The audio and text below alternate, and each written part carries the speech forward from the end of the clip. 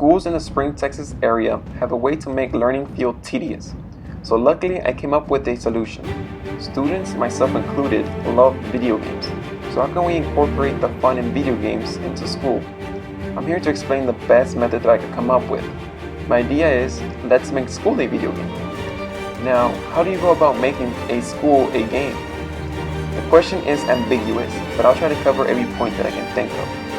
Thanks to modern technology, we can create a very accurate representation of the Earth into a game. Making school a game would be a simple task.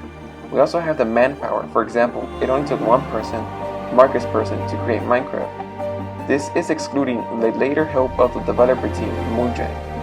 Minecraft is a sandbox game which basically allows the player to do whatever the player wants.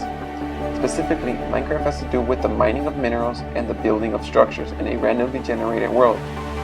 As you can see, we have everything we need to make school a game. But how can we make school superiors allow such a game?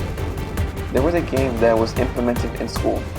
The game was known as Tabula Digital, a competitive online multiplayer game. The game is made for educational use, such as answering math problems to obtain points. The school game that I'm proposing is also for educational use.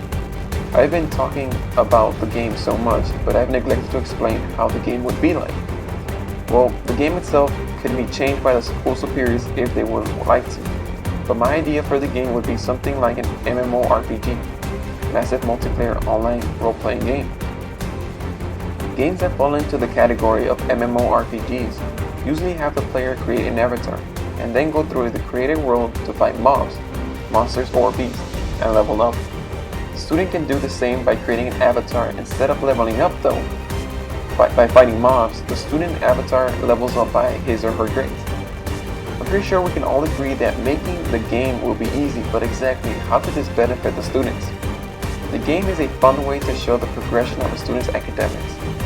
The way the student's avatar stats are shows the students what they need help in. For example, math would be equal into strength in the game. So if the skill is low, or the student wants to increase the skill, the student must do more math work to increase the skill. Let's go for the rest of the materials. This game can be used in many ways. Tutorials, guides, walkthroughs, all of these gaming types of videos and or articles can be implemented into the game.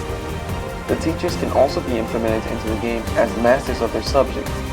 Students can go to the teachers for help to beat a mob or mobs and train for the test, which could be the bosses. This game can also be manipulated for all ages to play. Many students have strengths and weaknesses. For example, a student can be a great worker that turns in assignments, but a horrible test taker. In an MMORPG, a low character can beat a high character with enough skill.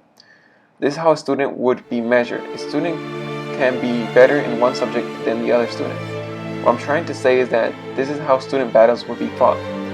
Student battles will be fought with the same subject at hand. Example, both will be fighting using their reading skills. This is how a student will be measured.